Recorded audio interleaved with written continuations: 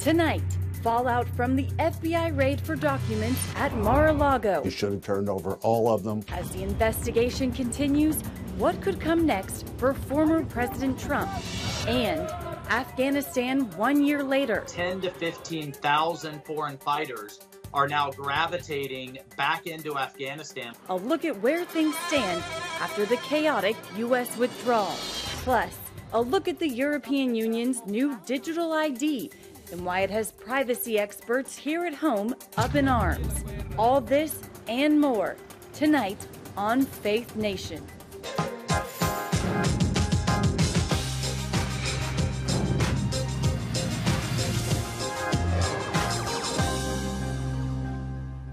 The DOJ investigation into former President Donald Trump is far from over. Good evening and welcome to Faith Nation. I'm Matt Gelka. And I'm Abigail Robertson. No end in sight to the investigation. That's one of the main takeaways from the recently released affidavit in the FBI raid of former President Trump's Florida home. The heavily redacted release highlights just how sensitive the documents recovered from Mar-a-Lago are considered to be. National security correspondent Caitlin Burke joins us now with tonight's top story. Caitlin, the former president is never shy about sharing his thoughts, but what is he saying about this investigation? Immediately after the release of this heavily redacted affidavit, former President Trump used his Truth Social platform to slam the FBI and DOJ, along with the judge who signed off on the Mar-a-Lago raid. Trump also shared the following clip from a recent interview, calling the search a political attack. I did nothing wrong. And it's the exact same thing here. We were essentially attacked. We were broken into. They opened up safes. They brought safecrackers in. They brought many, many FBI agents in. Trump's lawyers were reportedly requesting that a Florida judge appoint a third party, known as a special master, to review the seized document. But that effort may now be in vain. A Justice Department filing released Monday reveals that following an examination of the materials, FBI agents had identified a limited amount that could potentially be shielded for containing attorney-client privileged information. If there's a prosecution of Donald Trump for mishandling classified information after the Clinton debacle, there'll be riots in the streets. While Trump and his allies maintain the former president did nothing wrong, U.S. intelligence officials are concerned.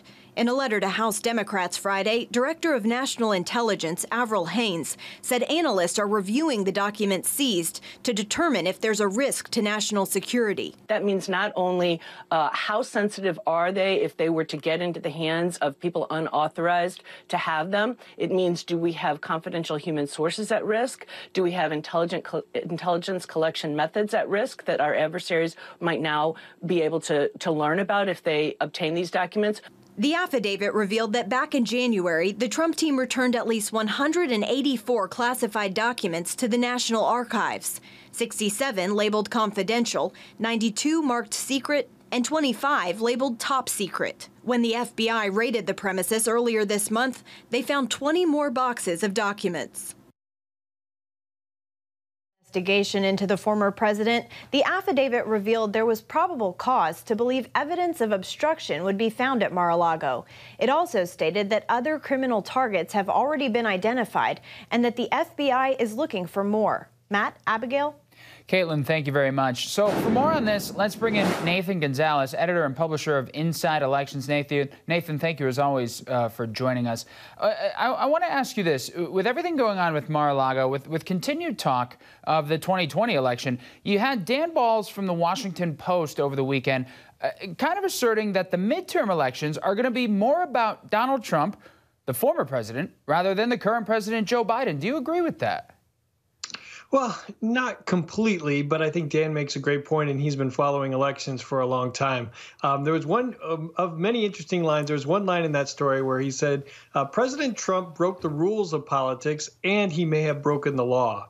And I think where that applies to these midterm elections is that typically midterm elections are a referendum on the sitting president. And right now, Joe Biden is in the White House, and his job approval ratings are not good. And Republicans should be doing well in these midterm elections because there's an unpopular Democratic president.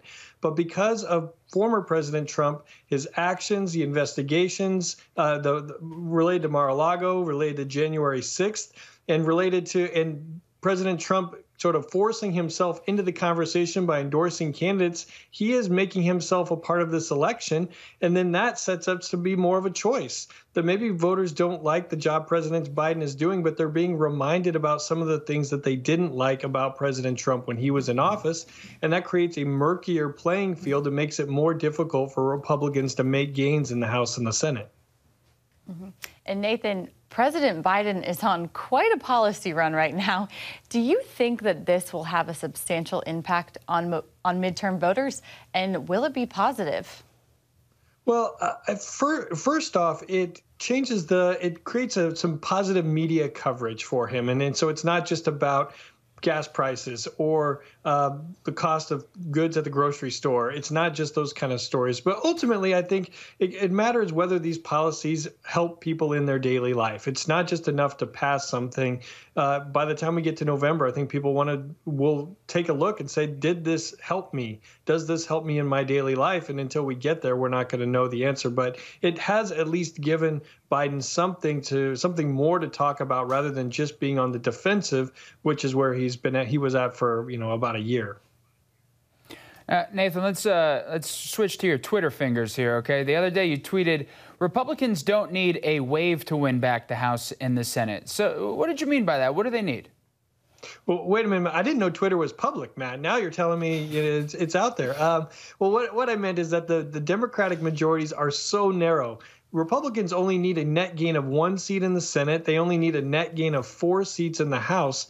So they don't need this seismic political wave in order to get to the majorities. And it's probably a good thing because it doesn't look like that massive wave is coming to help Republicans. They just need that small gain. But what it has done is I think it has narrowed the battlefield, meaning that a year ago when Republicans were winning in Virginia, they came close in New Jersey, and it looked like Republicans were going to win everywhere. But now with the most recent special elections and other things that are going on, Democrats are enthusiastic, and it looks like some of those reach districts or reach Senate seats are now out of reach for Republicans. We're going to be fighting about a smaller number of districts and states when it comes to the majority. Maybe a purple wave might get it done. Always appreciate your insights. Thank you, Nathan. Thank you both. Well, turning overseas 1 year after the U.S. withdrawal from Afghanistan, life under the Taliban remains brutal. Women's rights have basically disappeared. The economy faces collapse. And as Brody Carter reports, religious minorities are living life in hiding. In August of 2021, it took only 11 days for the Taliban to take over Afghanistan's government. That led to the chaotic exit of U.S. forces and Afghan allies. And now as the country struggles to live with next to no American protection, religious persecution and terrorism are 2 major problems plaguing the people there. Sights and sounds of desperation filled television screens and news outlets after the Biden administration attempted to quickly leave Afghanistan, as some 80,000 Afghans evacuated Kabul's international airport. And others tried to flee. The world saw how much the country had come to depend on American support during 20 years of war. Today, a year later, the Taliban, which promised an inclusive Islamic government, remains in power. That's not happening, however, according to David Curry with the U.S. Commission on International Religious Freedom. The Taliban is tightening their control. People have gotten the message, and they're using this to continue to look for people who are going to dissent from their Sharia law extreme medieval views. Since the U.S. departure, the country has experienced a health and hunger crisis due to a collapsing economy. Plus, years of progress in Afghan women's rights have seemingly disappeared. Curry says on top of all this, the Taliban and ISIS-K are hunting down religious minorities. Christians, Jews, and others. And it means basically they started tracking them down, going house to house with lists. And now that's put many of these religious minorities on the run. The Taliban has also allowed the country to become a sanctuary for terrorists. The intelligence community has been very clear to those of us on the Armed Services Committee that al-Qaeda and ISIS are rebuilding, and they fully intend to attack the West again. U.S. intelligence continues to monitor Afghanistan from afar, including a recent secret drone attack that killed al-Qaeda's leader, Ayman al-Zawahiri. You can read this either way as to whether it proves we can handle counterterrorism from long distance, or whether it proves that trying to do so introduces new risks. It's probably a little bit of both. Even though America's longest ground war is over, the U.S. remains engaged in Afghanistan through a counterterrorism program called Over the Horizon. Whether or not it can prevent terrorists from remaining safe there remains to be seen. Brody Carter, CBN News. Well, a failure to launch today in Florida, the much-anticipated takeoff of NASA's Artemis 1 rocket was scrubbed at the last minute because of an engine issue. The unmanned ship was set to go to the moon for a new phase of space exploration, but the launch team was unable to cool one of the engines, causing Monday's mission to be postponed.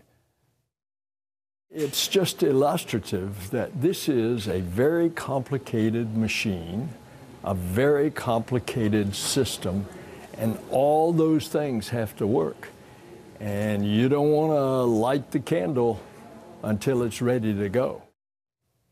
A disappointment for many for sure. Hotels along Florida's Space Coast were booked solid ahead of the planned launch. Vice President Kamala Harris had even traveled to Florida to witness the event. NASA now has 2 more launch windows, September 2nd and September 5th, but it's unclear right now if the rocket will be ready to go. Coming up, social media and the midterm elections. How both parties are trying to win over possible voters. Right after this.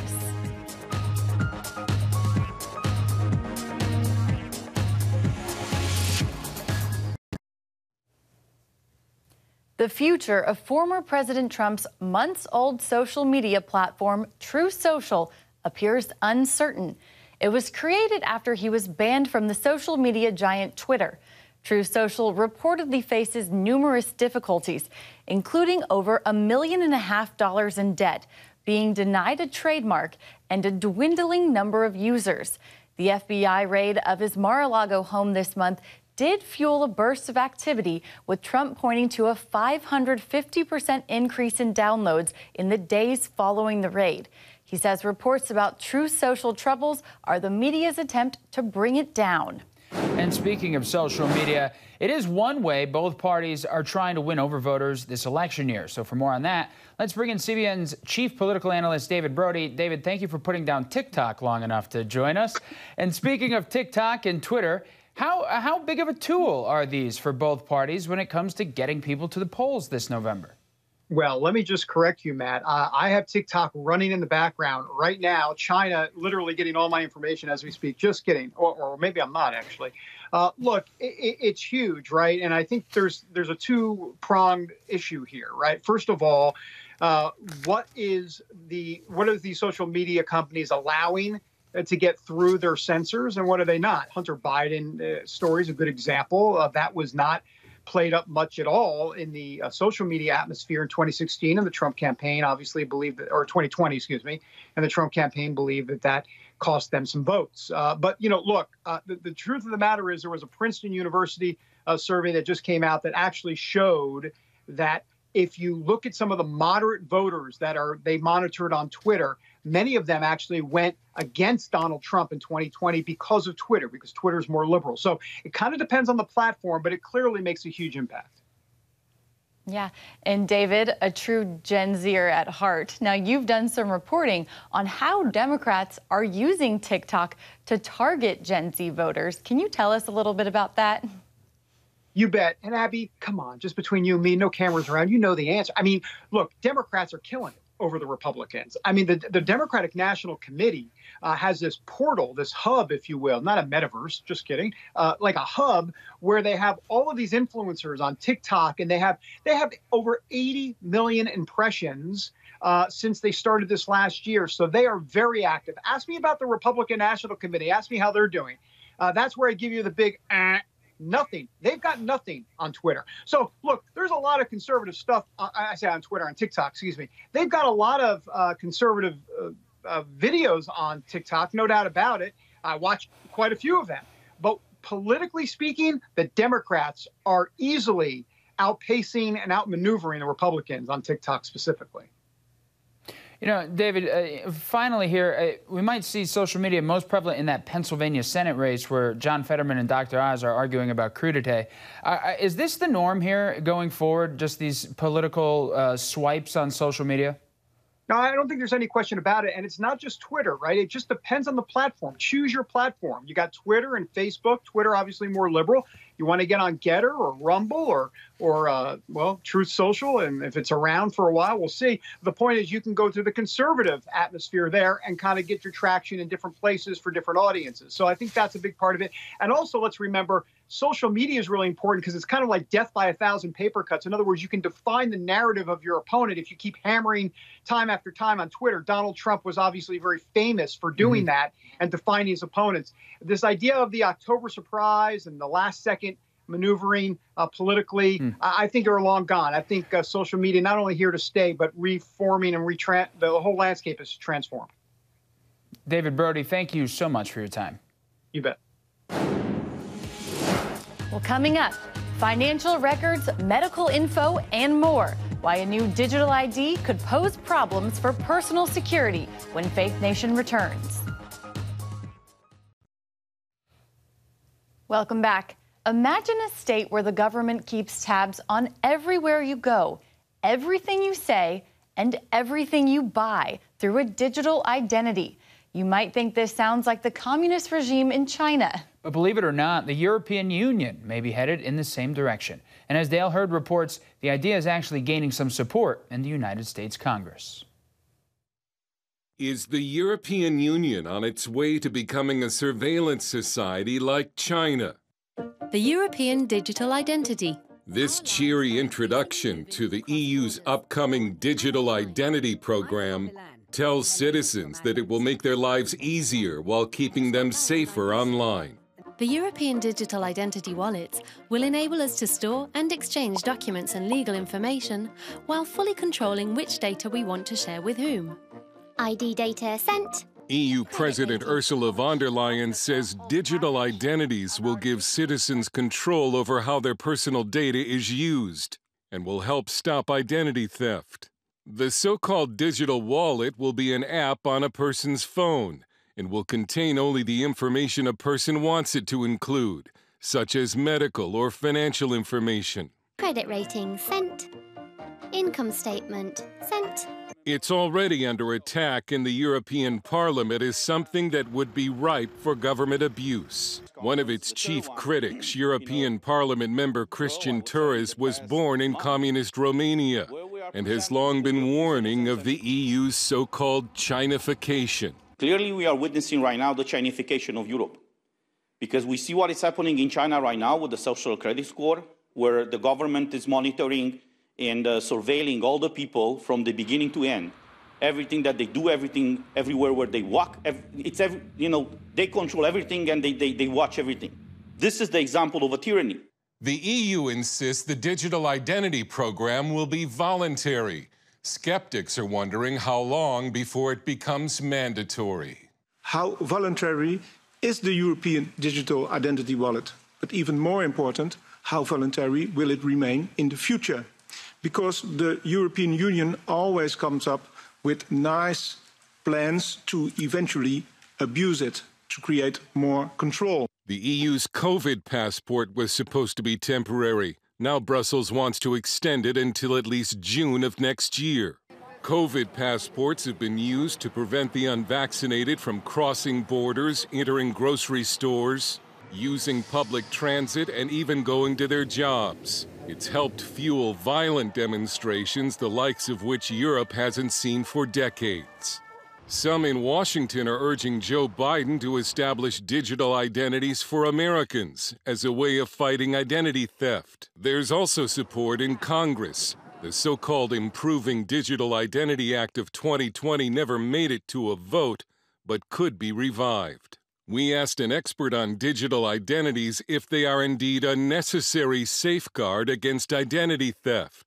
The Director of Engineering at the Electronic Frontier Foundation, Alexis Hancock, not only said no, but said digital IDs are more likely to encourage identity theft. I think this actually increases the attack vector. This makes you a bigger target in my eyes, especially if a government issued digital identity. When you have something on the internet for a long time, there's an increased potential of it being breached in some fashion because of this long-term storage. And when you're able to associate something like that with a particular person, you can pivot from that long-term identifier to other information about them and compromise, say, your bank accounts or compromise some sort of information about you. Not only are digital IDs coming to Europe, but in Italy, the cities of Rome and Bologna have begun social credit programs that reward citizens for behavior that officials think will fight climate change,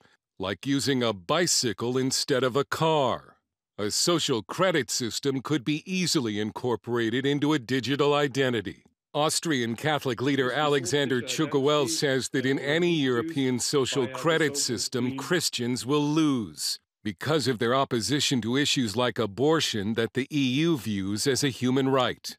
Therefore, I do not want the European Union to have the possibility to look into everything I do, everything I say, everything I have, and how I move and where I am at any time. Those systems are pushed by people who are highly anti-Christian. Torres warns that the EU's new digital ID is the next step in a process in which the government in Brussels will micromanage every aspect of people's lives. This is what makes the difference between a tyranny and democracy. When you know everything about what your government does, that's democracy. When the government knows everything about you, that is tyranny. Dale Hurd, CBN News. Finally tonight, the Uvalde High School football team took to the field Friday night for their first game of the season, just 3 months after the deadly and devastating school shooting at nearby Robb Elementary. The Coyotes certainly came out Uvalde strong, defeating their opponent 21-13. The final score, an emotional reminder of the 21 lives lost in the shooting. But right now, with the weight of the world on our shoulders and what you came out here and did tonight, I love you like you're my own children. You understand that?